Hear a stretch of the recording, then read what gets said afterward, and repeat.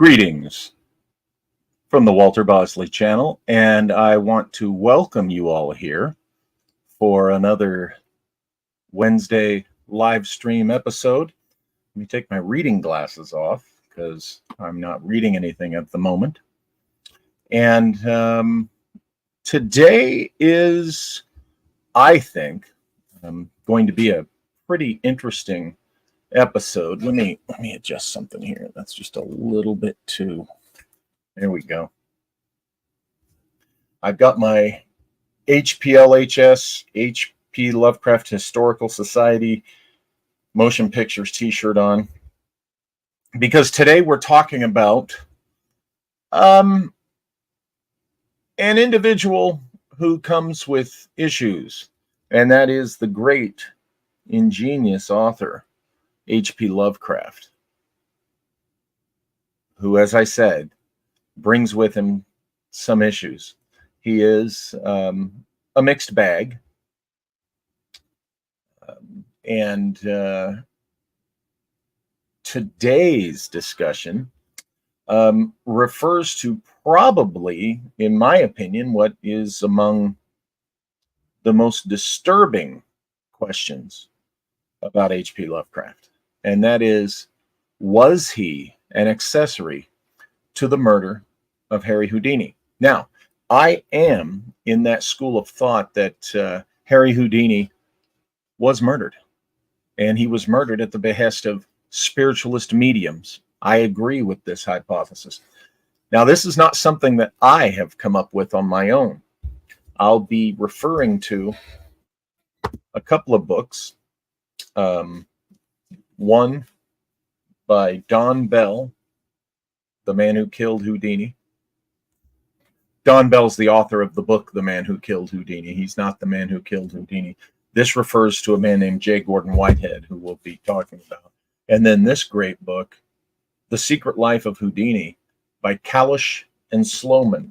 And these two books really put forth what is the evidence and what are the circumstances that argue that Harry Houdini was indeed murdered at the hand of spiritualist mediums. Now, you guys know what I think of spiritualism with a capital S. It talk about issues. It definitely has had its issues from its beginnings with corruption and other darker things. Now, we know the spiritualism world as the New Age, or whatever they're calling it now, and we all have friends or family who are very much part of the New Age community. That doesn't mean everybody in there should be painted with the same brush as the corrupt spiritualist mediums of the late 19th and early 20th centuries. You know, no group should be painted with the brush, you know, of its errant members. Unless you're talking about the Nazi Party and organizations like that. Then you can go ahead and paint away for the most part. Now, I talk about the hypothesis, the theory that Harry Houdini was murdered by the spiritualist mediums in my book, Empire of the Wheel 3, The Nameless Ones. You see Mr. Lovecraft right on the cover there.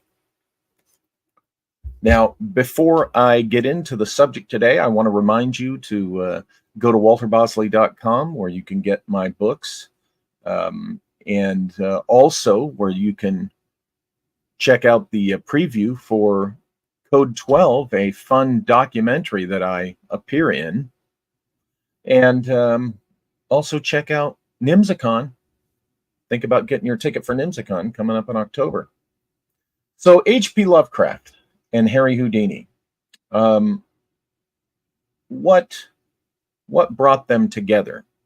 Well, Lovecraft was enlisted to write some stories for Houdini, and he didn't like that he was asked to do this as a ghostwriter, you know, non-credited. He wanted to be credited for his work, as any writer would, but ghostwriting is something that is part of the tradition of writing, has been for a very long time. So let's jump into that little situation. What brought Houdini and Lovecraft together? Now, in my book, there's Houdini for you, right there, Harry Houdini.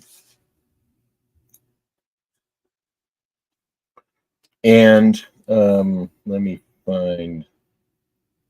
Oh, I got marked first the part about Kalish and Sloman and Don Bell. But let's jump ahead. Okay.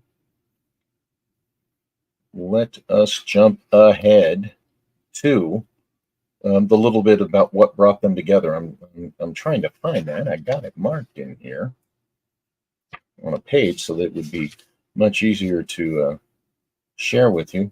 But oh heck, I'm going to wing that part because everybody knows it. There's a couple of stories that Lovecraft wrote under Houdini's name. One of them, I believe, is Under the Pyramids. And this was, Harry Houdini was huge. He was immensely popular. He was a superstar, rock star of his day.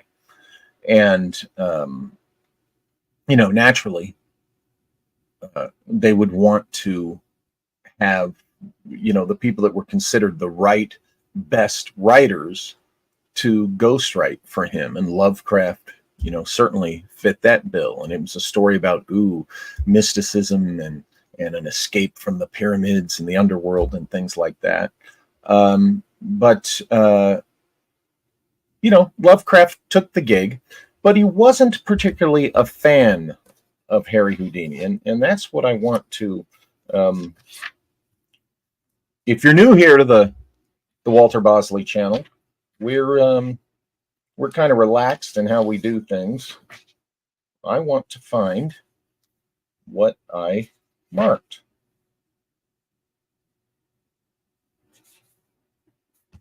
Gosh darn it. And I apologize because I did have it marked.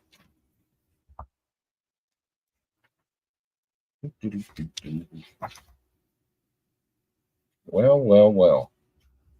I'm trying to find the part about, here we go. Good Lord, Walter. Thank you for being patient. All my regulars are usually very patient. And in my own book, Empire of the Wheel 3, on page 166, I relate that Lovecraft and Houdini met in 1924 when H.P. Lovecraft was commissioned by Weird Tales to ghostwrite a story for Houdini based upon the latter's personal experiences in Egypt. It must be said that Lovecraft did not particularly like Houdini. Okay, that's a fact. And found Houdini's account in the Great Pyramid, upon which the story would be based, to be questionable. Now, this next bit is from Donald Tyson, one of the Lovecraft scholars who wrote The Dream World of H.P. Lovecraft, published in 2010. Tyson writes, Lovecraft was not greatly impressed by Houdini. He considered Houdini's account complete balderdash. Nevertheless, he was attracted by the lure of certain money promised by Henneberger upon delivery. Okay, so we know that Lovecraft kind of had a misanthropic view of humanity and of the world. Okay, he was hoping that his name would appear there next to Houdini's in Weird Tales. I mean, the big pulp magazine of its day. So when he finds out that he's going to be ghostwriting, that it's all under Houdini's name, he's not exactly thrilled. Okay.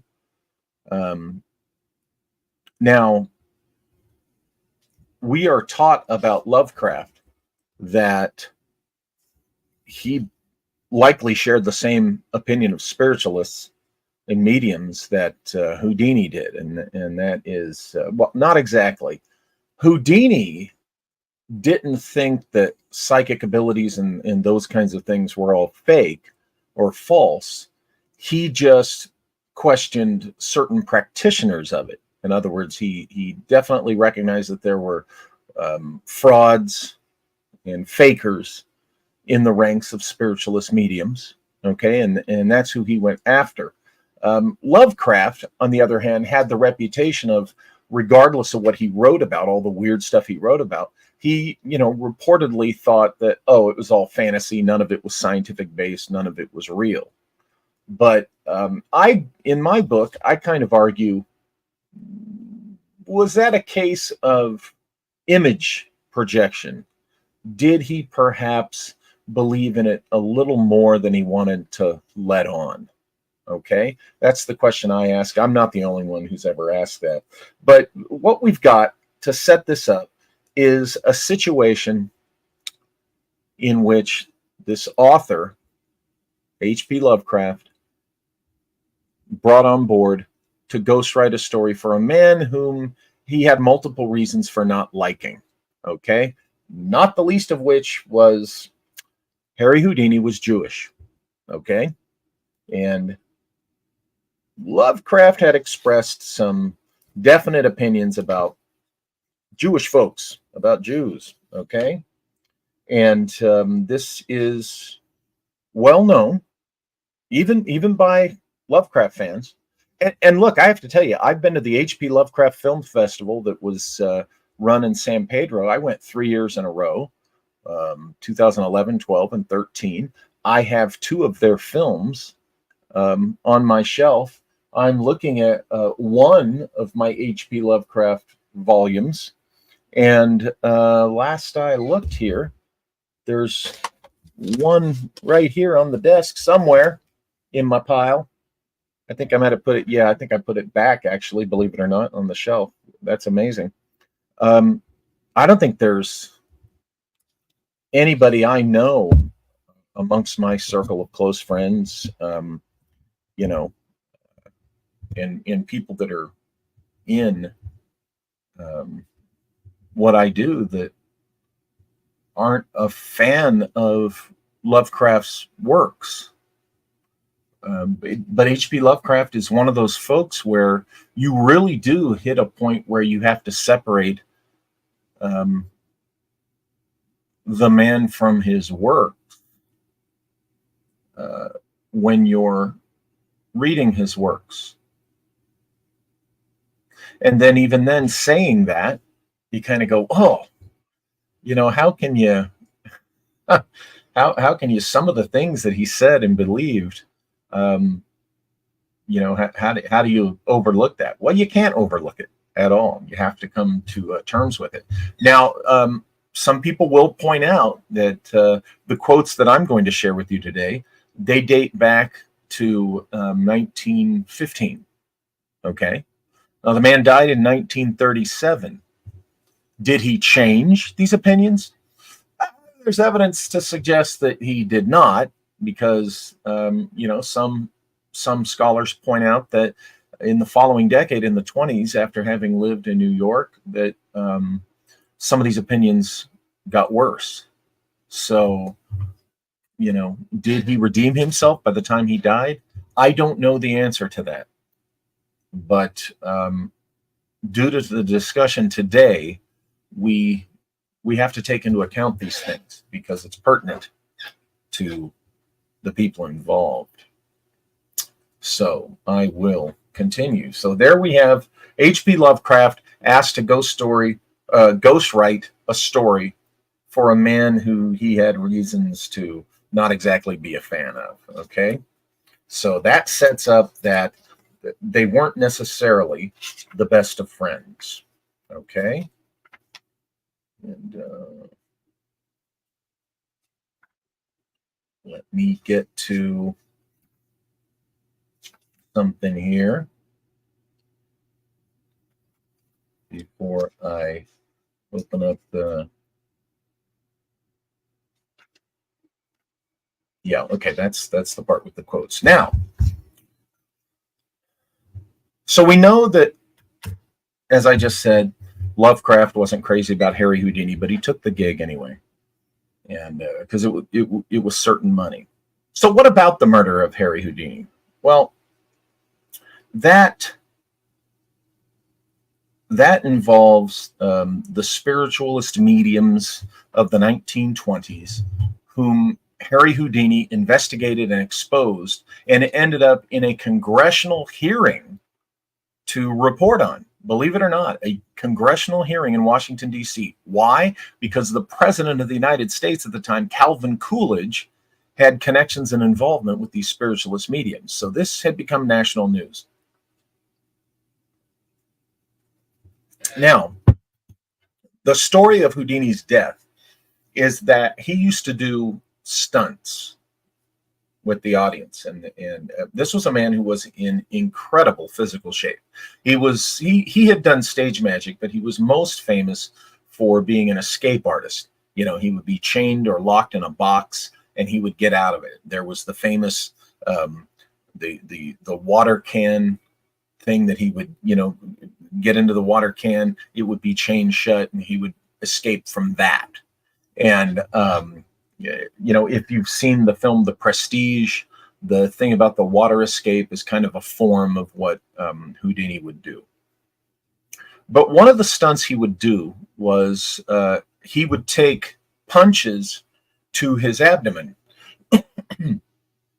He would take punches to his abdomen to show, you know, how strong he was and in what good condition he was in. He could take these, you know, punches from men much bigger than him, and it wouldn't affect him because he would, you know, tighten up and he could take the blows. Well, what happened was he was in Montreal, and he was in his dressing room. I believe it was before the show on that particular night, and a man who was identified as a student, but a rather old student, really, G. Gordon Whitehead, comes into the dressing room, and he asks Houdini if he can punch him, you know, try the stunt. And Houdini says, yeah, sure. But before Houdini is ready, before he's up and braced up, Whitehead comes at him and gives multiple punches to his abdomen. Well, Houdini wasn't prepared for it, so the blows did damage. And in a nutshell, it damaged his spleen and appendix, I think. And Houdini subsequently died from the ruptured organs. Now, experts whom Don Bell and Kalish and Sloman cite have pointed out that the blows alone should not have done that to Houdini. That, you know, maybe he had an infected spleen or the onset of appendicitis, what have you, and it was just festering, and the blows pushed it over the edge. But there's reason to suspect that Houdini may have been poisoned for a period of time, an ongoing period of time, before the Whitehead assault. Now, Kalish and Sloman point out that the Houdinis, Houdini and his wife, had hired a new housemaid and cook, okay, who had only been with them, I think, less than a year, the year he died, 1926. And she was the one that was preparing their food, okay? So we had someone who was relatively new in their household that had access to their food, which is very suspicious. You know, you would naturally look at that person and wonder, okay, you know, what was she doing to the food? Was she spiking it? Now, let me, okay, yeah. Let me, okay, I got something pulled up there.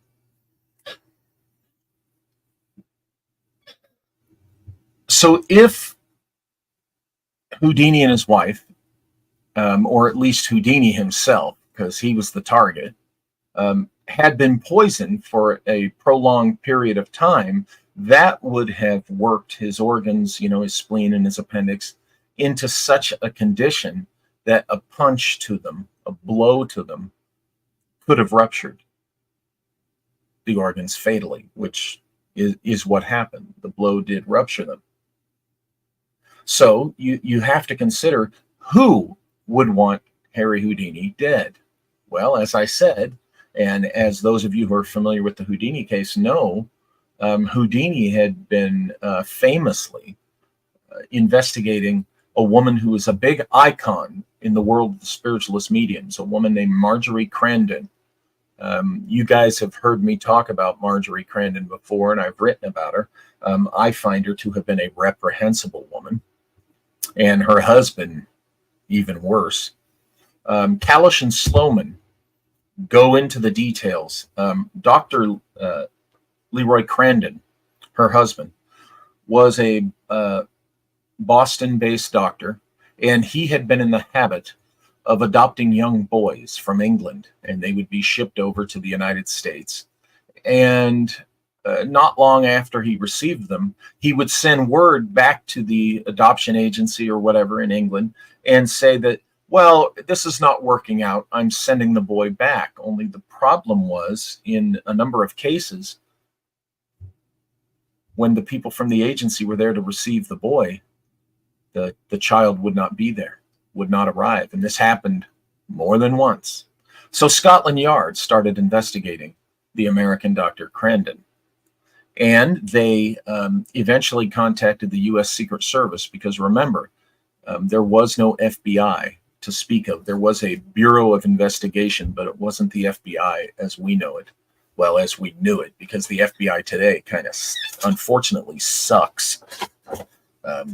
And I know I used to work for them before they sucked.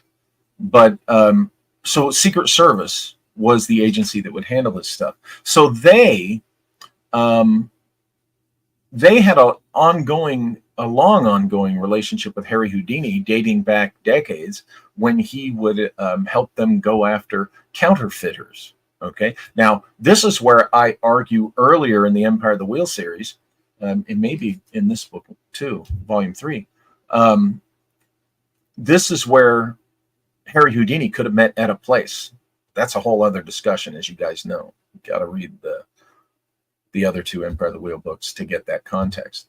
So anyway, Houdini was on their list of go-to operatives. Okay. And he had done stuff for Scotland Yard over the years too. So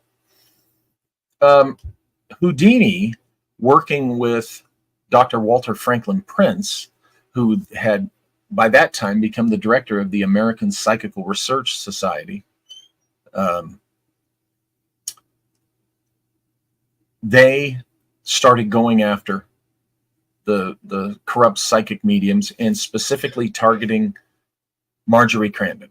Okay, so this was the perfect way to get closer to Dr. Crandon, her husband, to maybe get a closer look at what was going on with these boys. Now, the implication by Kalish and Sloman in this book here, you come away, you realize Crandon was probably a pedophile and was getting rid of these boys. Now, possibly with the assistance of a real sinister man who came from a well-to-do family, a guy named DeWykoff. Okay. But something was happening to these boys. They never showed up. They were never found. After Dr. Crandon's death, in a closet, how appropriate, in a closet were found just dozens of photographs of these young boys. And the maid, who just revered Dr. Crandon, told somebody, "Oh, that was the doctor's boys. You know, they were so special to him," that kind of thing.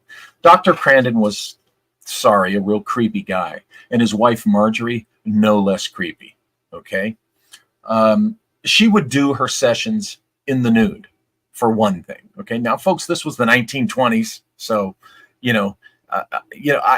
I've been to psychic mediums and tarot card readers, and I've never, in our times, post hippie generation, post sexual revolution, I've never had a psychic medium read my cards or do a whatever in the nude.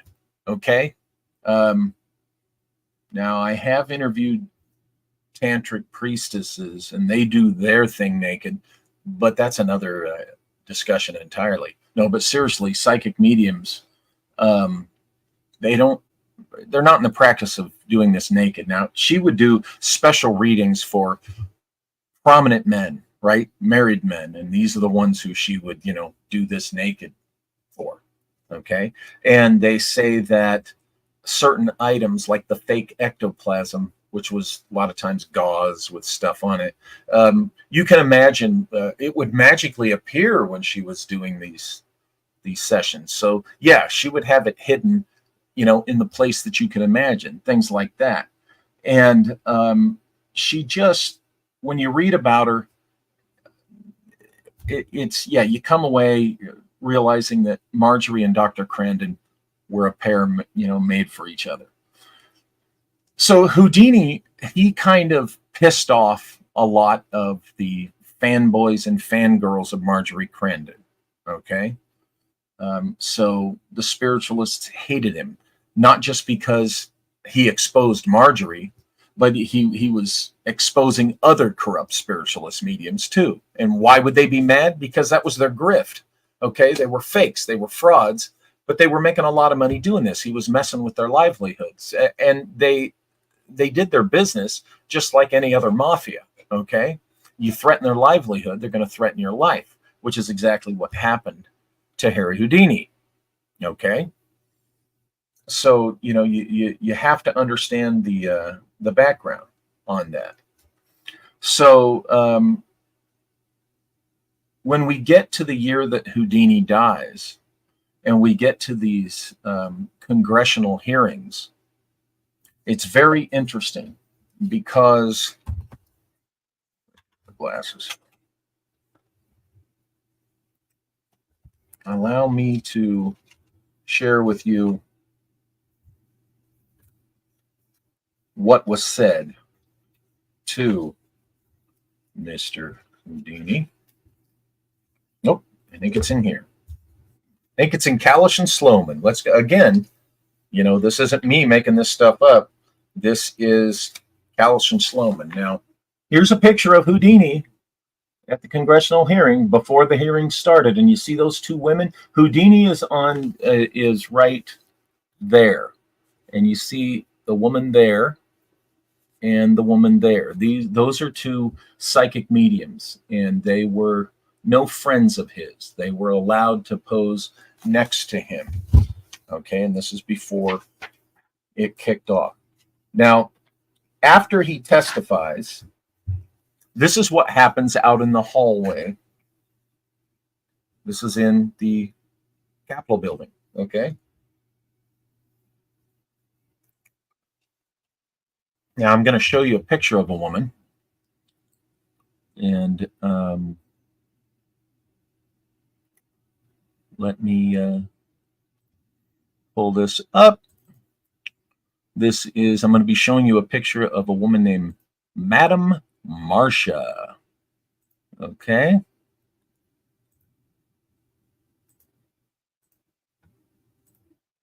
There she is, Madame Marcia. Now, here's the exchange between Harry Houdini and Madame Marcia in the Capitol building in the hallway after the hearings. Okay? And I'm reading from Kalish and Sloman. At the close of the last day of hearings, Madame Marcia approached Houdini in the corridors of the House of Representatives. "You're a smart man, Mr. Houdini," she began, "but perhaps I can tell you something you don't know." "What's that, Madame Marcia?" Houdini asked genially. Madame Marcia replies, "When November comes around, you won't be here." Houdini asks and grins, "How's that?" Madame Marcia replied, "You'll be dead." Take a good look at her. That's the woman right there who, after the hearings, told Harry Houdini that by November he would be dead. That's her right there, Madame Marcia, a spiritualist psychic medium, okay, representative of her group. And it's true. Harry Houdini was dead before November 1st. Now, I don't know about you guys, but that seemed like a direct threat to me. And that's the way Kalish and Sloman interpret it. And that's how a lot of people interpret it. So how did they do this? Did they shoot him? No. Stab him? No. What was it, an assassination type of, the typical? No, it was an assassination. But perhaps what Madame Marcia knew was that Houdini had been being poisoned, or at least she was aware that something was going to be done to him. Maybe she didn't know the exact plan, but go back to the idea that what happened to Houdini when he took those blows ruptured an already damaged spleen and appendix, okay, that were damaged through long-term poisoning. Here's what's interesting. If you've, again, read my Empire of the Wheel books and you've studied your history, one thing that spiritualists in particular were very well versed in happened to be poisons. Okay. Also, poisoning was the most popular form of murder in the first quarter of the 20th century. Okay. So, that community was well versed with the suspected murder weapon, so to speak. And it was something that was very common. So, who was J. Gordon Whitehead? Now, if you're just logging in and you're wondering, where does Lovecraft come into this? I'm getting back to Lovecraft. We're heading right back to him. So, J. Gordon Whitehead, the man who punched Houdini and caused the rupture of his organs, which resulted in killing him, as I said, was described as a student, but he was a bit of an older student, you might say. Let me go to the pictures of him. Gosh darn it. Again, I apologize the way I did my tabs. I guess I didn't do enough. I apologize for that, because I'm still having to go to the tabs and flip through the pages. I want to show you something interesting. There was a pulp author named Henry Sinclair Whitehead. Okay? And let me tell you about Henry Sinclair Whitehead. Let me show you a picture of him first. Malia's here. Hello, Malia. Hi. You surprised me. Okay. I'm bringing you in, and then I'm going to jump over to show a picture of someone. Now, let me see here. Let me zoom that in. Now let me get back to here and present and share screen. And here we go. This, ladies and gentlemen, is Henry Sinclair Whitehead. He was a pulp author of supernatural tales and spooky stories, and especially about voodoo. Okay. And he was a correspondent of H.P. Lovecraft. Okay. From my book, I wrote, Henry Sinclair Whitehead was a correspondent of H.P. Lovecraft. Whitehead's career in published fiction began in 1924, the year that Lovecraft met Harry Houdini. Whitehead was published in adventure magazine Black Mask, Strange Tales, and the legendary Weird Tales. none other than close Lovecraft associate R.H. Barlow. If you know your Lovecraft, you know who Barlow was. He was the young fella who became an anthropologist, but was also the executor of Lovecraft's literary estate. Okay, Barlow wrote an introduction to this man, Henry S. Whitehead's story, Jumbie, and would anoint the author as a member of the serious weird tales school. Okay, with Lovecraft and Barlow's approval, Henry Whitehead earned his place among pulp writers of the strange. How well did Lovecraft know Henry Whitehead? According to most sources, Henry Whitehead and Lovecraft met in 1931, just a year before Whitehead's recorded death. Lovecraft ventured to Florida, where Whitehead lived in Dunedin, and where Lovecraft likely did his revision of Whitehead's story, The Trap. They had been correspondents, okay, but they didn't actually meet face-to-face till 1931, okay?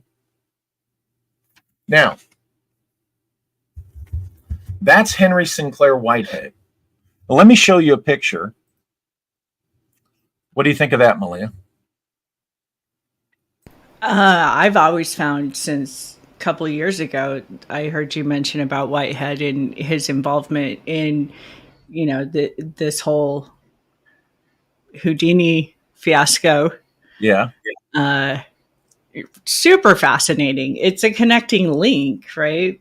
Oh, yeah. Wait. Oh, it gets more connecting here in a second. Yeah. Let me show everybody the picture of J. Gordon Whitehead, the man who was responsible for the mortal blows to Harry Houdini. Now, look at that man.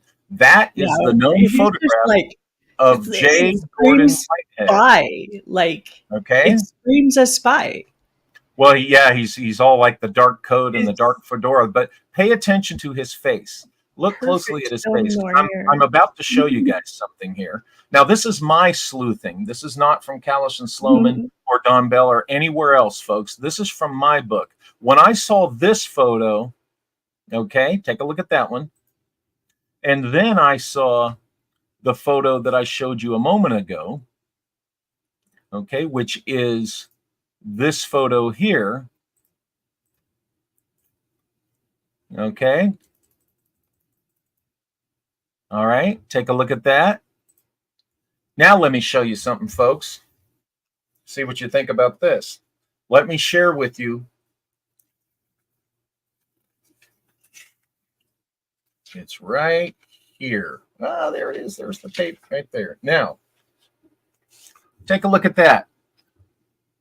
Up there's the photo of Henry Sinclair Whitehead, and then there's the photo of J. Gordon Whitehead. Now look at them side by side as near as I could get them. Folks, I'm telling you that's the same man. Both last name Whitehead. If it's not the same man, I argue in my book that perhaps they were siblings, but that's either the same man or they were brothers. Okay? Now remember, Lovecraft did not meet this man, Henry, face-to-face until 1931. Okay? But that man in the hat looking at the book is the man that delivered the fatal blows that killed Harry Houdini. Okay? Now, I argue that the following, that it was one man, two identities, or, here we go. J. Gordon Whitehead, the man who killed Houdini, the man of record, is described by witnesses to the attack on Houdini as being older than the other students. Remember, Malia, I said this guy was a little bit old to be a student. Okay. Superficially, there is what appears a seemingly significant difference in their ages. But I want you to think about something. J. Gordon Whitehead, the man who punched Houdini, is reportedly born in Scotland on November 25th, 1895. Henry Sinclair Whitehead, the author, who was a correspondent of Lovecraft, is reportedly born in New Jersey on March 5th, 1882. Okay? That's 13 years difference. In October of 1926, J. Gordon would have been 31 years old at the time he punched Houdini. At the same time, Henry Sinclair Whitehead would have been 44. it can be argued that some men may not age significantly between 30 and 45. Okay. I have to tell you, I went through a period of years, those years where I would get taken for, in a lot of cases, 10 years younger than I actually was. Never older, always younger. Well, clearly time has caught up with me since then. But my point is, there's some connection between these two men. Oh yeah, J. Gordon Whitehead, absolutely. right? Absolutely. And Henry Sinclair Whitehead. Yeah. Now, why is this important? Because it connects the killer, the identified killer of Harry Houdini, to H.P. Lovecraft. See, Whitehead, and the spiritualists, these mystery schools that are abducting, the little boy, the chicken coop dude. The Wineville chicken coop murder, all that. Gosh. Well, here's the thing. It's just phenomenally mind-blowing. And like I said earlier, Malia, we've got Harry Houdini, who was investigating Dr. Crandon, who was taking those boys and stuff. So you had Houdini pissing off the wrong people. But there we go. This is in my book, Empire of the Wheel 3, The Nameless Ones. This is in my book. I show you that the two Whiteheads, they were either the same man or they were related.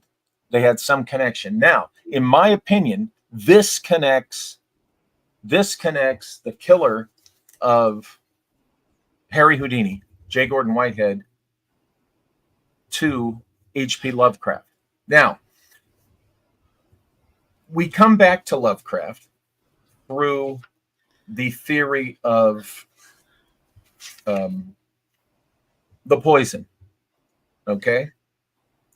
And in my book, I have a chapter, What Lovecraft Might Have Done. Here it comes. Here's where Lovecraft might have been an accessory to murder. As I wrote in my book, H.P. Lovecraft, by the way, was known for several years, and included the years that he knew Houdini, to carry around a vial of poison. Now, this was first, personal theatrics or whatever. Lovecraft fans know this, or they should know this. He did carry around a vial of poison. So unfortunately, we've got that on Lovecraft during this time, in which we suspect that Harry Houdini might have been poisoned over a period of time. And it could have been by multiple people. So what am I saying Lovecraft did? What made him an accessory in my theory? The legendary author Lovecraft may have agreed to poison Houdini's food when Houdini and Bess dined with Lovecraft and Clifford Eddy just weeks before Houdini's death. Okay, there was the opportunity. Here's what we know of the dinner that the Houdinis had with H.P. Lovecraft and Clifford Eddy. Okay? Houdini had been performing in Providence, Rhode Island during the first week of October 1926. This is the month Harry Houdini dies. Houdini's wife, Bess, came away from that meal with Lovecraft in his home. She came away from that with poisoning, identified as ptomaine poisoning, according to available information. But the ptomaine poisoning was a guess. It's identified as a guess. No one is sure that it was ptomaine poisoning. Could have been poisoning, but poison, okay? And it remains on the record undetermined exactly what poisoned her. So, and as I said, Lovecraft took to carrying a small vial of poison around in his pocket because he was depressed during this time. Now, what do I argue we have? A man who is somewhat of a misanthrope, an elitist. He is a writer of supernatural horror, and he's the best of his generation and of his era. Second only to Edgar Allan Poe, you could say. He denies the veracity of the things he writes, but we can't be sure that he thought this stuff was fake or false. But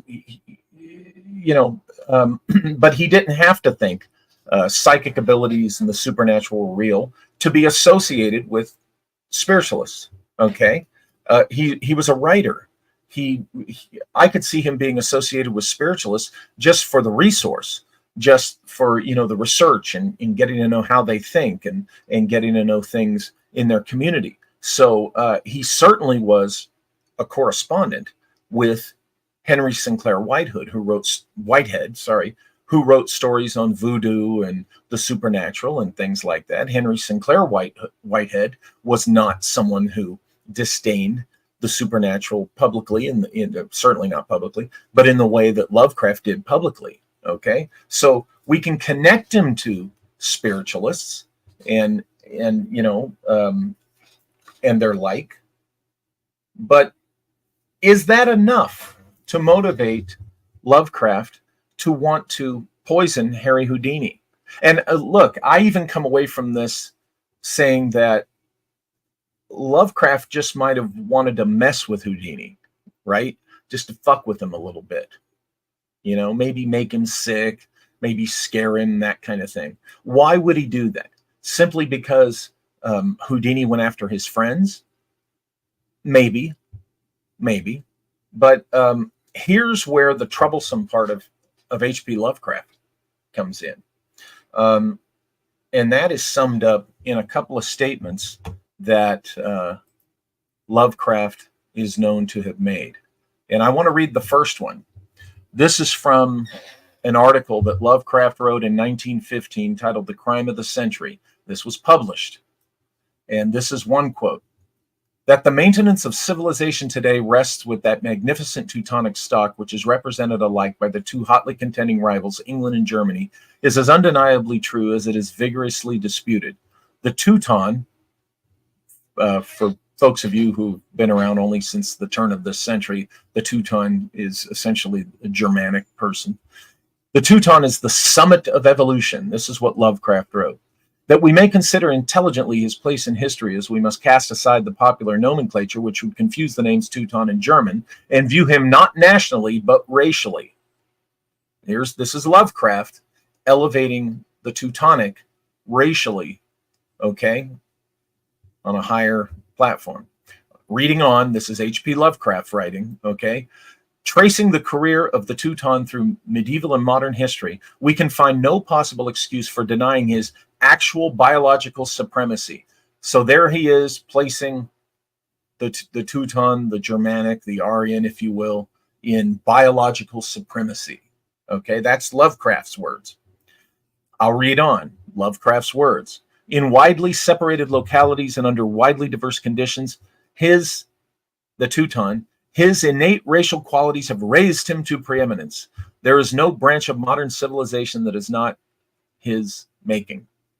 Okay, so there's Lovecraft exalting the Aryan, essentially. Okay? Now, okay.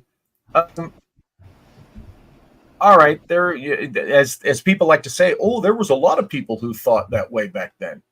Yeah, there were. It didn't make it right then any more than it does now, but. Well, even into antiquity, there were a lot of people that thought that way. I mean, the mystery schools come from somewhere.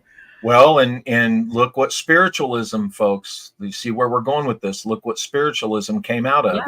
It came out of the mystery schools. It came out of the theosophy and things like that, unfortunately, But now, here's the next quote from H.P. Lovecraft that's a little more pointed where the Lovecraft-Houdini association is.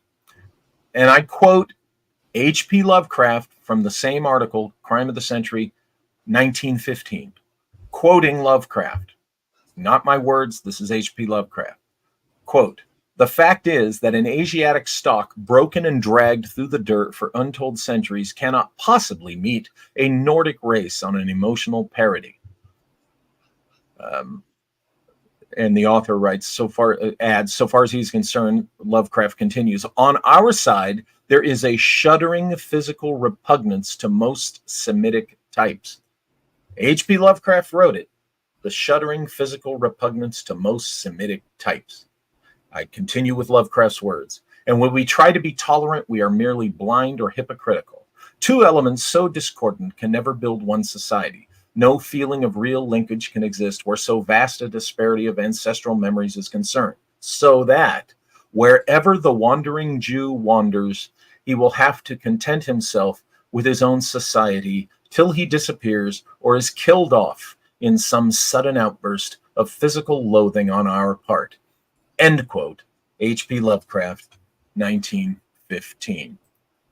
So, you have H.P. Lovecraft.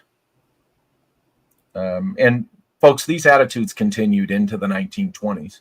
So here you have the first week of October, 1926.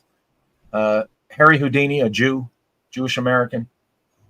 He was born in Hungary, I think Eastern Europe, but he was, by this time he was an American. Houdini and his wife, both Jews, having dinner at H.P. Lovecraft's house. H.P. Lovecraft, who at the time was known to carry around a vial of poison because he was depressed, because he was quirky, he was half nuts. I mean, he had to be to write the brilliant friggin' fiction that the man wrote. And Houdini's wife comes away poisoned. To this day, the exact cause of the poisoning and the type of poison is unknown. And then just a few weeks later, Harry Houdini is punched and his appendix and spleen are ruptured because they were in such bad condition, which Kalish and Sloman, not just Walter Bosley, argue was the result of long-term poisoning. Folks, you guys know I spent years as a criminal investigator. I'm telling you, this looks, as circumstantial as it is, this looks highly suspicious, okay? Highly suspicious. An anti-Semite carries around poison on his person, has a low opinion of the man who he's invited into his home, who he's got a low opinion of him, but he, certainly was willing to write the stories and make the money off of him. I gotta know, what is the name of his cat? I'm not okay. Christopher Nutz, we're not gonna. Very nice try, but I found it interesting, so I figured the chat would be like. I'll tell you later, but what that is, I don't know. Christopher, I don't know. Schrodinger's cat, right? That's all I could think of was like Schrodinger's. Well, yeah. Yeah. I hear you. We trust me. We need to get off the cat because I'm not going to say the name of the cat here, and I'm not going to let anybody. That's totally cool. Like, I just what's going on there with that. Noted.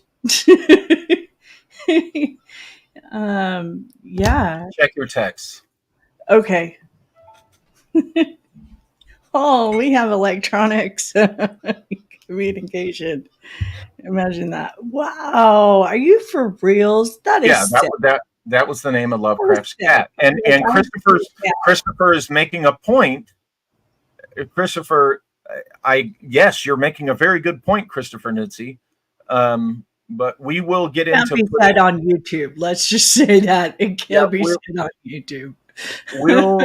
We'll go into the live chat when we're ready, and we'll put the questions up on the screen. Yeah, we're not gonna. You guys, if you know Lovecraft, you know the name of his cat by now. Look it up, Google it if you want. Yeah, Christopher brings up a good point. That's what the man named his cat. And the things I read, the quotes were quotes he said. He was definitely anti-Semitic, and it's just the facts of the facts. And here you have a Jewish man who dined in Lovecraft's home, who 3 weeks later is killed under circumstances that look like he might have been poisoned for quite a while. Now, am I saying that H.P. Lovecraft consciously sought to murder Harry Houdini? No, Malia, I'm not saying that. What I'm saying, what I've always said, what I say in my book is that I think he went along with what he thought was harassment of Harry Houdini. And he certainly had the motive. He was Yeah. not happy about ghostwriting. Yeah. You heard that part, right? You remember that part in the book, Malia? Oh yeah. Yeah. Yeah. He was not Totally. happy about ghostwriting for this Jewish Who man. is? Like, you don't get to take credit for your ghostwriting. I mean, I get it. I for one, I have used ghostwriting in my publishing business since years Yeah, but ago, you know decades ago. what? You know where his name got credit? But Signed that it check. sucks. But you know what? Exactly what he said. It pays the bills, man. It makes money because you know what? Translators, like, that is a un just Yeah, it's a bummer. It's a bummer, but it's still it's the not. worst paying thing But it's out still. there, you But it's know. still But not justification for um, poisoning somebody or killing them. But well, so, no, but you no, have no, no, no. But right. where could I like where you're going with?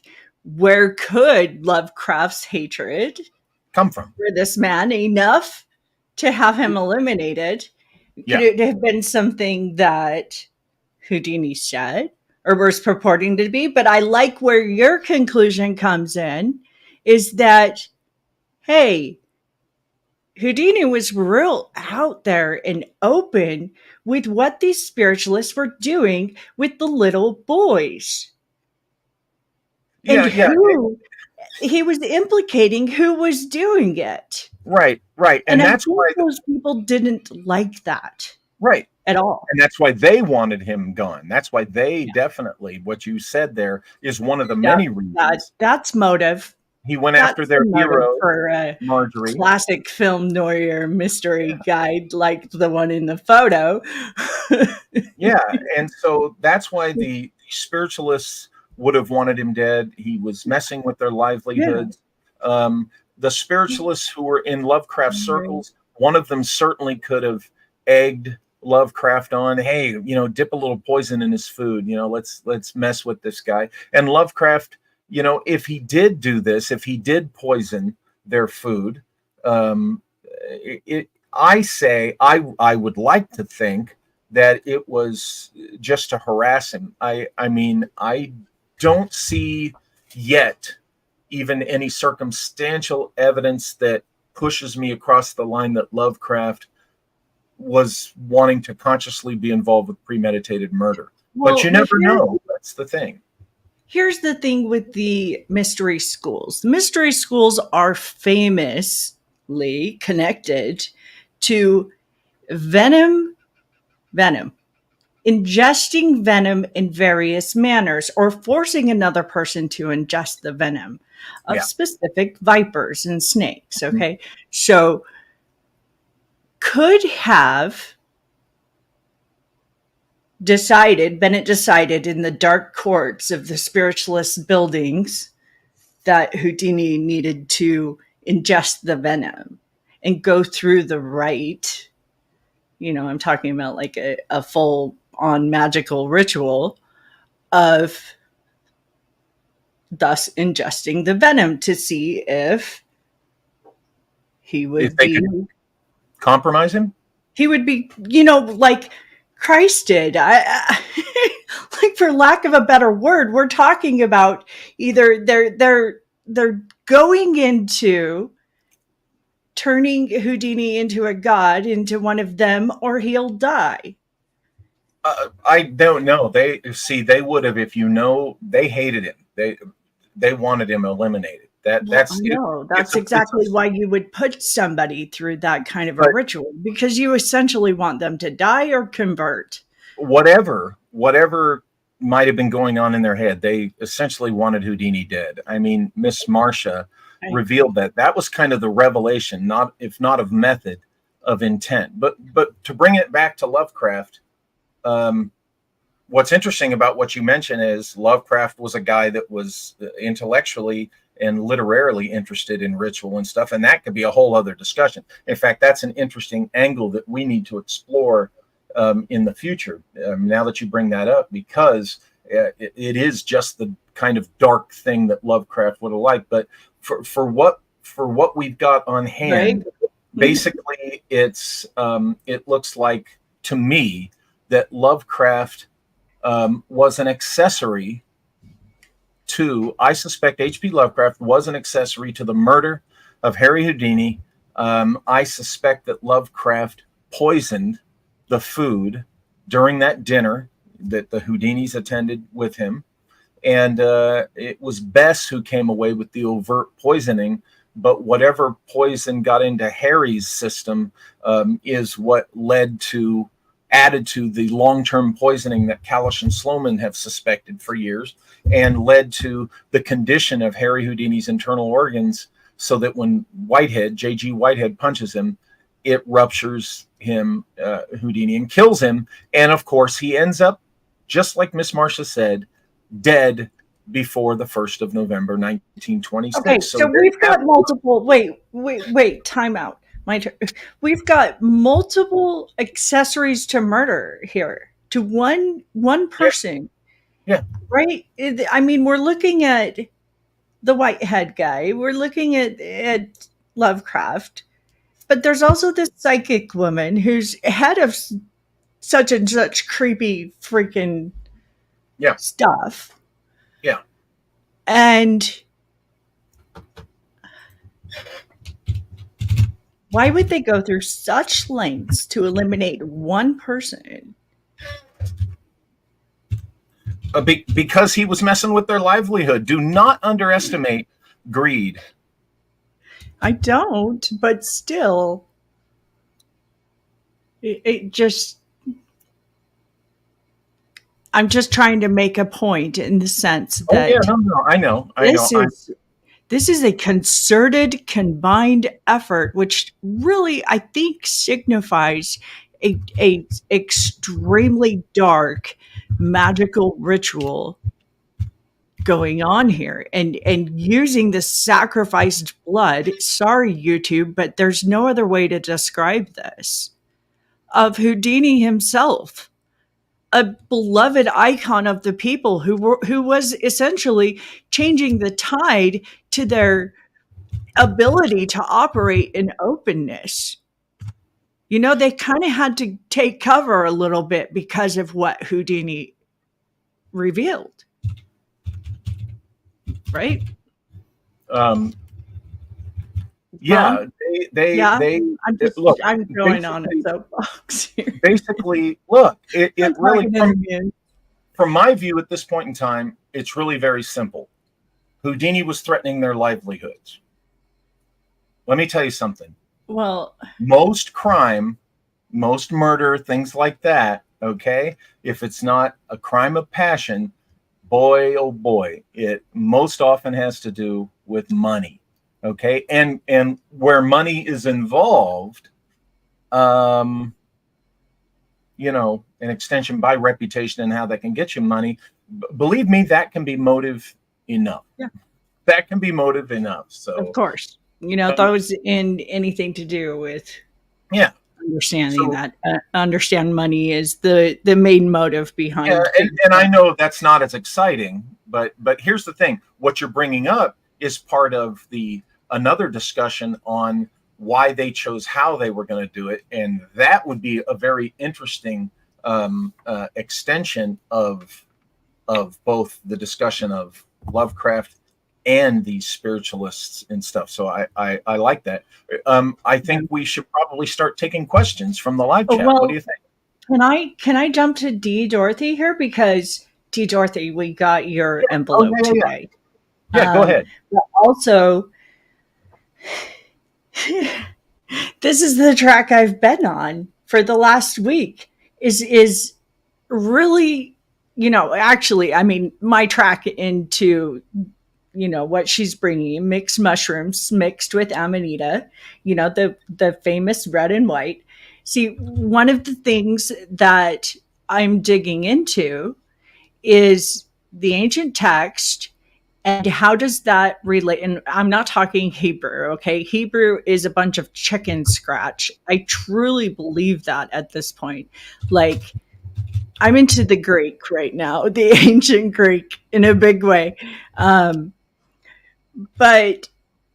one of the things, that we already know, we see in the Vedas, and but we also see it passed into Catholicism, is mushroom artwork. Now, also coming out of the Maya and the Toltec is the specific shroom embedded deep into the artwork on stone. So Olmec and Toltec and so on and so forth is like coming forth with sacred mushroom art. Okay, so one of my friends down there in Yucatan, Carl de Borrigi, kind of came out with this, but it was after Wesson. Of course, Wesson did it in the 50s and 60s, starting to point to why is the Amanita showing up in pictures of, paintings, religious artwork of great famousness. So it's a deep rabbit hole, and I jumped in, and Alice in Wonderland leads in this one, because it's walking into the psychotronic stuff, but psychotropic. And Greek get to make new words. It's great. I love it. Okay. Remember, folks, all caps, like D. Dorothy did. Go ahead, Malia. But it's interesting, D. Dorothy. You're picking up on the right wavelength. I'm getting ready to talk to Luna about her ancient medicine and what some of its significances are. And, this is also on topic because. Whoa, what happened?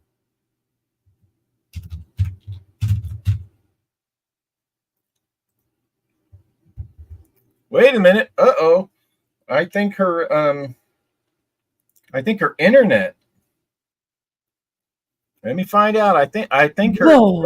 Oh, there you are. What happened? I got kicked out. Like it made me start over again. Was it your internet? I'm talking too much truth. I'm talking too much reality. And you know what? Watch me talk about Yahoo and what a jerk he is. When we talk about Yahweh. So let's see what happens then. Yeah. Nick N asks, does this series of events fit any prior special spiritualist timeline at all, as you showed much in your Empire of the Wheel series? Well, it's in the third book, and remember, specifically what we're talking about today happens in the decade after what happened in San Bernardino in 1915. So it's and it does involve the spiritualists. Oh, and the other Empire of the Wheel connection, Nick, is, remember, at this time, 1926, during the 20s, when Houdini's going after the spiritualist mediums, the corrupt ones, he's working directly for and with Walter Franklin Prince. And if you recall, in Empire of the Wheel in 1915, Walter Franklin Prince was in San Bernardino, and he was witnessing the weird occult. Oh, okay. The weird occult events that were happening in San Bernardino. And there were spiritualists. We were suspected of, the spiritualists were suspected of being involved with those 7 deaths, in my opinion. Rick Spence and I agreed on that.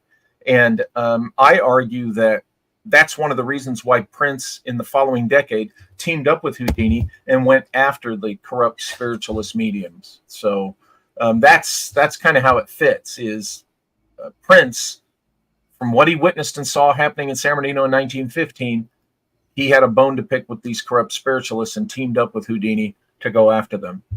The next question, did Crowley meet Lovecraft?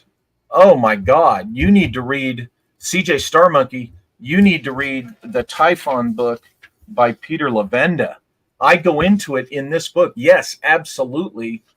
Crowley, wow, you need to read my book. Get this book, okay? Because I go into it. Crowley created, not created, I'm sorry, Crowley wrote about essentially Cthulhu. Okay, in 1908, years before H.P. Lovecraft wrote Call of Cthulhu, right down to it being named Tutulu. Okay, and Lovecraft changed the spelling to Cthulhu, and all the thing about the artists having visions and this Tutulu character being asleep in a tomb at the bottom of the sea. I mean, it's exactly it. So yeah, Lovecraft got the Cthulhu mythos from what Crowley wrote in like 1907, 1908, or about incidents happening in that years before Lovecraft wrote Cthulhu. Okay, and Crowley claimed this was real, that it was true. So there was a definite influence. Most people say that if they would have met, it would have been while Lovecraft was in New York, but there's no evidence. However, his wife, he was married that one time. His wife was in circles that Crowley moved in. So there's a chance that they met, but no one has been able to confirm it. Malia, the image you were showing was the mushrooms that yeah. that D. Dorothy. Yeah, look it up. Just kind of trying to give some context Yeah, a to little what I was giving a description to there. But I mean, that's just the barely first room to the entrance of the doorway. I mean, this goes back decades that I've been studying this, literally. And the connecting link, which I was talking about, is Amanita and possibly something Right. else, which I'm not going to reveal what that something else is, but I think I have a really, really good idea of what this magic medicine that raises the dead and puts people in the grave as well, unalives them. Well, that's like the Wade Davis. What the recipe is. Like, oh, it can produce these types of psychotronic. Like, look, people, the prophets all took this medicine. That's the significance of it being in religious artwork. What is this medicine? What is this thing that makes people walk on water? Yeah, that's like Wade. It sounds like in The Serpent and the Rainbow. Yeah, he talks about that very thing that you're talking about, the zombie thing. And I mean, it's a big unpacking, and it's right in deep into ancient languages, and like, yes, it's a thankless work being a translator, but at the same time, it is so fruitful of its own will, of its own way. The knowledge that you gain within your head and what you do to your brain when you learn ancient languages, English can never compare. Hebrew can never compare. But at least Hebrew is a stepping stone that was somewhat better than what we have today. You know, it's a garbage language in my opinion, but it was stolen from the Greek. The people who built Alexandria. I love it. I love it. Sorry, I'm on my soapbox. I agree, Walter. But this is like what I've been on, right? All week. I've been filling your ears with, oh my gosh, I found this. Look what I found. Oh my gosh. And I just want to address Small Farm asks, can you elaborate on the long-term effects of poisons? Small Farm, I'm not a forensic specialist. You can pour. I mean, that goes on. I think that's we're looking at the forest, not the trees today. And possible profile of Right. I don't have the police case file in front of me, Small Farm, but let me, in the spirit of answering your question, long-term effects of poison, damage to internal organs. Okay, symptoms, swelling of those organs, and all that, you know. They could rupture and spread the toxin to your body. Methods of delivery, pouring it on and in food. There's delivery. And profile of administrators would be, I've already said that. Or in the drink. It doesn't even have to be the food. It's slipped into the drink since medieval times. Profile of administrators of the poison. the lady who worked in the house, Lovecraft himself, anybody who could have got close to Houdini. So, but yeah, Johnny Side, where'd you go? There you are. Johnny Side, when did the spiritualism end, or did it just rebrand as the New Age? Bingo. That's exactly. Look, there's New Age groups today who still revere Marjorie Crandon. And in my opinion, that's in complete and utter ignorance of the true character of that woman, okay, and her husband. Okay, they were, in my opinion, sleazy dirtbags, okay, particularly the husband. Patrick Bateman asks, what did they do with Houdini's body? Was poison official on any death papers? And did anyone else close to Houdini pass away before or after? Okay, no on the last one, as far as passing away. As far as, no, the official, yes and no, Patrick.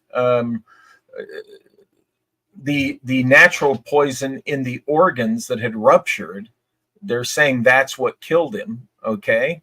But you got to understand the way poisoning works, toxins work. It with small amounts over a long period of time, it does things to the organs that cause the organs to spread toxins. Okay, so, and it can be untraceable. As I said, in the early 20th century, I said this about 15 minutes or so ago. In the early 20th century, poisoning was the most popular way of murder. Why? Because people could get away with it, because it's so easy to hide it. So you have to understand the history of this and murder through poison and how it works. And the reason why people would choose poisons is because it could be untraceable.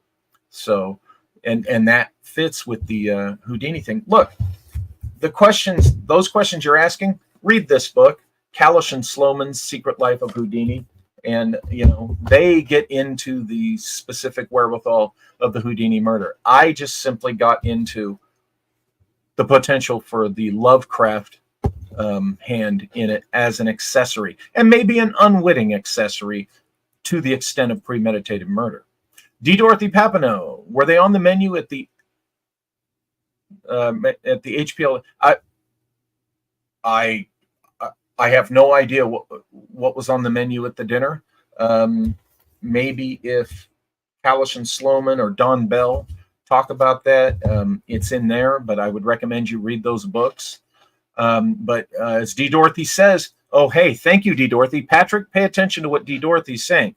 The toxic amanita hits the liver and melts it 3 weeks later. Okay? So those kinds of things, that's how bad the poison can be. And I would venture to say, there's poisons out there that would make the melting of that liver look like something other than poison. Okay. CJ Star Monkey says Codex Oralinda. CJ Star Monkey says before the Greek. Maybe he's talking about the language thing there.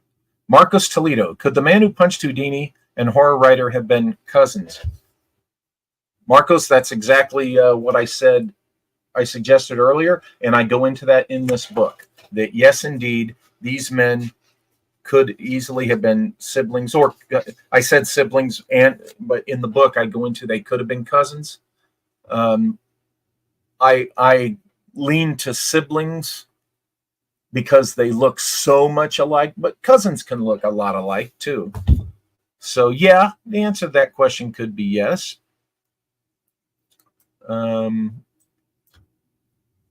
So yeah, I'm muted. So I've heard this joke all week about cousins, and it's getting me. It's getting me today. We're all cousins. We are all cousins, Walter, right? In some one form or another. So I've dated cousins, but that's another show. It's cracking me up. Look, I have a pass. Half my family's from West Virginia, the other half from Alabama. So dating cousins ain't abnormal under those circumstances. So anyway, so remember, any other questions? Hey, while we're paused here, can I jump in? I just wanted to do a plug for go check out Code 12 at walterbosley.com. go check out the trailer. I'm in this documentary. You're going to want to see it. You can purchase access to it to view at walterbosley.com. Just go there and look for code 12. It's a real interesting documentary with some fascinating ideas. I don't agree with everybody who appears in it, but neither do they all agree with me. But it's still worthy of a watch, right, Malia? Oh, yeah, totally. More than just a watch. Like, we're also Walter's going to be appearing in a live Q&A with the other stars and stuff to ask questions to him. So they're, if I understand right, Hathor Studios, the production company, is selling spaces for that. So you can join their live Q&A platform in November, right? Is that when it's scheduled for, Walter? It's November. Yeah, and you can get more details on the website, on the stream. But before I lose my train of thought, though, because I got a couple things, I want to address Tim Houston. Yeah, death cap mushrooms. I'm fully aware of that. The difference between Australian death cap. In fact, Luna and I have talked about that quite a bit. There is a difference, big time, and a lot of it having to do with the purple. Okay. So, and then there's other forms and types, of course, of psilocybins. I'm a student of mushrooms. I freaking love them. I think they're brilliant, and have tried many different kinds, non-hallucinogenic and others, in a legal form. Let me just put it that way. But what I mean to say by that is that being a student of something, how can you be that if you do not know what it is that you are looking into? I mean, how do you experience that? It doesn't make sense to me. So then the other one, CJ Star Monkey, yes, Codex Oralinda. In fact, I did a show with Luna on the Oralinda, and you can find that over on her channel, which is Luna. I'll put it in the description box because it's the hardest channel to find. I swear. On YouTube. Yeah, the Oralinda is a brilliant book. I love it. I started out this journey to try and find what kind of evidence I could of the, I'm going to reveal it, Walter, of the tuida in classical arts. I'm looking for more than just evidence of St. Catherine to Alexandria. I mean, we've been through that. I want to find that other real deeply symbolized classical arts of the tuida and their treasures. And I'm finding stuff. I'm finding quite a bit. But of course, when I always go looking deep into classical arts, I'm also finding the mushrooms. And the mushrooms are where medicine begins. How else can I put it? If you want to know how to poison something, you learn mushrooms. If you want to know how to eat healthy and heal somebody, you learn mushrooms. It's part of Maya medicine. It's a balance of negative and positive. You have hand in hand. Yep. Yeah. I was just earlier, Nick asked for me to say which book I talk about this, and it's this one here, and you can get it at walterbosley.com. Empire of the Wheel 3, The Nameless Ones. Patrick Bateman, would Crowley and Lovecraft be on some dark team with Jack the Ripper and others to take down those like Houdini who might have been on Harry's side? Sorry. I don't see it being that sinister where, as far as Lovecraft's involvement. If anything, I still think at this point, remember folks, having been because I'm a former criminal investigator professionally, I'm still a professional investigator. I will only go so far based upon what evidence and what circumstances there are. And I know some people say, "Oh, you go way farther than I would." Well, I might go farther than you would, but what I'm saying is I have my parameters, and as a experienced criminal investigator, and there are points I'm willing to go to, but there are some that I'm not willing to go beyond. Okay, and that's just my preference as an investigator. So, for me personally, my professional opinion, I don't see Lovecraft. I'm not going to count it out, because with human beings, you never know. When you've been a criminal investigator, you learn about human beings. Believe me, anybody is capable of the worst. Capable of the worst. Will they do it or not is a different thing. At this point in time, I don't see Lovecraft as having wanted to consciously murder Harry Houdini. I do see that he had the attitude, the frame of mind, and the opportunity and the material resource to have, at the very least, poison Harry Houdini's food. Okay? And when you look at all the other circumstances involved with Houdini's death that we've been talking about, you have to, if you're a professional criminal investigator on this case, you're going to include Lovecraft on your list of suspects. You're just going to do it. And anyone who would say otherwise is just somebody that wants to debate and be a contrarian. And that's fine. Be a contrarian if you want, but I won't take that position seriously, because it's more about being a contrarian than being honest. Well, it's someone who has a specific ego, something to protect. There's there's all, like, that's why money gets involved. There's always the ego. Yep. Right Yep. there. And yep. Money, reputation, right? Because reputation can that's how affect they money. defend the guilty. Yeah. Well, is there anything else we need to plug or promote before we go? We're at the hour and a half point already. Well, have you talked about number one? So you had to have been there. But number one, time travel guidebook. Yeah. Hey guys, we got our new book out that Walter likes. Said, here's the idea, and it just was one of those downloaded books, right? Downloaded from the ether. He went and pulled it out of the Acacian library, right? Yeah, well, now some of it is because of what I've written in the past, but yeah, this is a book that kind of wrote itself, and it's out there now. I guess because I haven't received my physical copy yet, I'm not flashing it around, but go to walterbosley.com and you can get the time travel guidebook. It's less than 100 pages, folks. It's a handbook. It's a guidebook. It's not a full-on examination of, like I usually try to do. It's kind of a guidebook, but as Malia wanted me to point out, if you follow the guidance in there, experiment, see what you're able to accomplish, with the instructions that I give for traveling through time. Have fun with it. But I do present the basics of a process that you can try. Okay, you can try this yourself. But you know what? Have fun with it. I'm not like Corey Good, Basiago, Randy Kramer, and all these other jackoffs who claim to be jumping, to Mars and back and all this bullshit, because that is BS. All their stuff.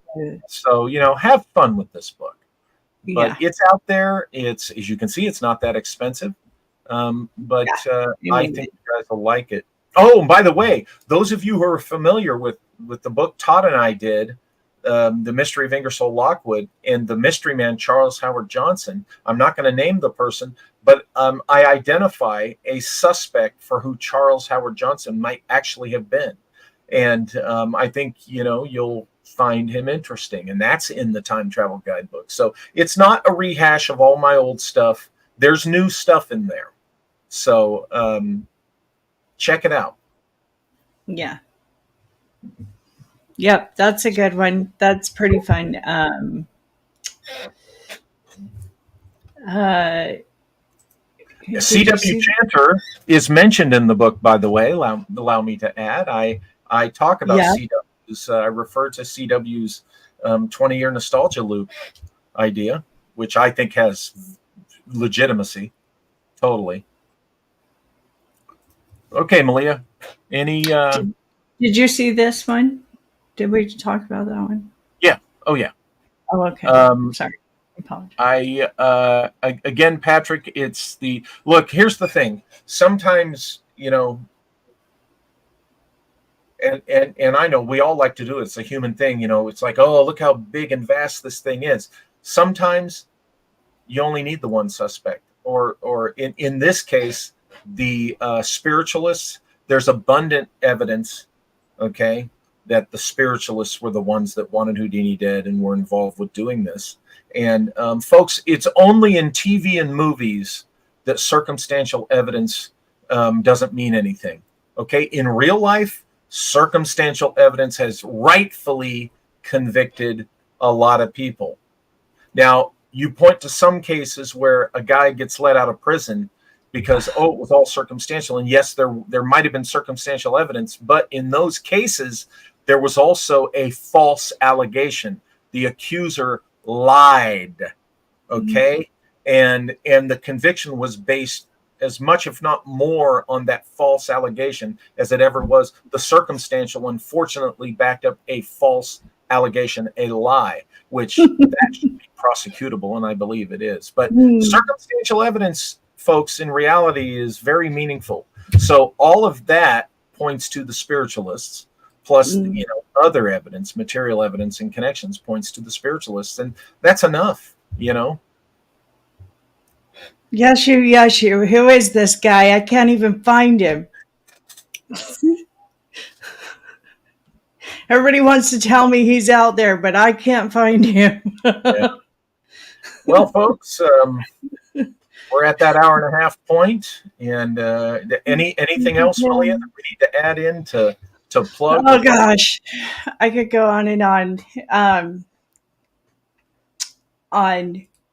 On the beautiful amazingness of all things to do with medicine, and that's what I think that the base of what happened to Houdini actually comes from. Now, I really appreciate how Sesh Hari puts forth a point of view, a POV perspective of what making things tangible. Essentially, to me, what Sesh does is make things tangible. Like he's able with his words, like a good writer should be able to, and there is a difference between a good writer and a bad writer. Oh yeah, big time. But see, a good writer is able to transport your mind into what are the possibilities that I can imagine this for myself. I can paint the picture within my mind of what the characters' faces look like, how they spoke, what was their accent. Now, Sesh can do that, and he does that with Houdini, the life of Houdini. So if you like the life of Houdini, read Sesh's work, because he does put into a perspective that I've not seen anywhere else. Yeah. And he touches the reality with his fiction. Like, Absolutely. Don't ignore the fiction Exactly. that nonfiction writers put out. What Malia's talking about are the Wonder of the Worlds books. Remember, the first one available in hardcover, okay? And the next one's going to be available in hardcover in December, Metamorphosis. These both feature Harry Houdini as central characters in the stories. Yeah. So Malia's right. Seshari has done a deep dive on Harry Houdini's life and the mysteries connected with it, and it's cool. Is all reflected in Wonder of the Worlds 1 and Metamorphosis. Yeah. Yep. So I like what Patrick what you're saying here. Totally, I agree. Tracking the track of the spiritualists and the very dirty, naughty things they did Yeah, yeah. Why does it lead to religion? But I think because religion is a very, at its core, a very naughty, dirty thing to do. I mean, if I believe in anything, it's that. It's that, yeah, that, and that's a whole other show we could go into. It's definitely Yeah, something I have issues with. yeah. Stay away from it, guys. There And is folks, no my view is intelligence in it. there's belief in God and all that, and then there's religion, a creation of man. Um, Nick N. So that, yes, Nick, Metamorphosis is going to be released in hardcover for the holiday season. And the Lost Thank you, Pleiad will Patrick. also be released. Enjoy. The third book will be released in hardcover too. Yeah. Where are the gods? J.K. Rowling said. I'm sorry. You got me, Tim. And Tim, if we're talking about J.K. Rowling, she probably got that quote from someone else, because she got everything else from someone She else. stole everything. She did. stole it all. Neil Gaiman from Tolkien, Oh my gosh. No, even worse than that. And I still don't begrudge her Council. success, because there's nothing wrong with shoot, what's the word? It was I'm doing a brain dump on the word because I'm burnt out. We've reached that hour and 36-minute point. So okay, well, folks, I want to thank. And it's hot over there. You guys get hotter than. Yeah, we do. At least 10 here degrees where I hotter am. longer than what you guys get. So I want to thank everybody in the live chat, all your questions, and for being here. We had a good turnout, about 100 people, up in the counter. And, I hope you guys enjoyed this topic. I think, I know we did. And again, here's the book in which I talk about in greater detail, Empire of the Wheel 3, The Nameless Ones. And this also reveals, talks about Peter Levenda's amazing research and reveals how Lovecraft got Call of Cthulhu from Crowley. Crowley wrote about Cthulhu decades before Lovecraft did. So, and Peter Levenda reveals that, and I talk about that and more in this book. So, yes, right? indeed. Go get it. Go get it. It's worth it. Empire of the Wheel is great. I love it. Empire of the Wheel was being developed. Favorite. Empire of the Wheel is being developed to be a dramatic TV series. They're working now with the new line producers to cast the pilot episode. So it is moving forward, folks. No, I'm not rich yet, because let me tell you something on stuff like this. You don't get rich until the series is made, it airs, and if it's a hit, then you can get rich. But in the part of the process we're in, hell no. You're just in the game. You're in the race. So Megalithic is still deep into Mannix, right? Yeah, Megalithic bought the whole series, right, Malia? I know. Yeah. Alrighty, folks. So now you're singing Mannix theme more regularly again, and it's not due to watching it. No, it's just coming out. That's right. Okay, folks. Thanks again for being here, and we'll be back next Wednesday. And let's see, am I going to be on any shows? I'll let you know if I'm going to be on anyone else's show coming up. I think I am on August 29th, and I'll post an announcement about that. And we'll be talking with you soon. We have some fun shows planned coming up. Yep. We have some special people coming in. Yep. Can we talk about who's coming really quickly? Well, we don't until we know for sure. Until it's confirmed. But we might be having J.J. Ainsworth and Hugh Newman on talking about their archaeology travels, and that'll be fun. And we'll announce guests as we get them scheduled. But we are talking to folks. But anyway, folks, you guys have a good night, and we'll see you next time.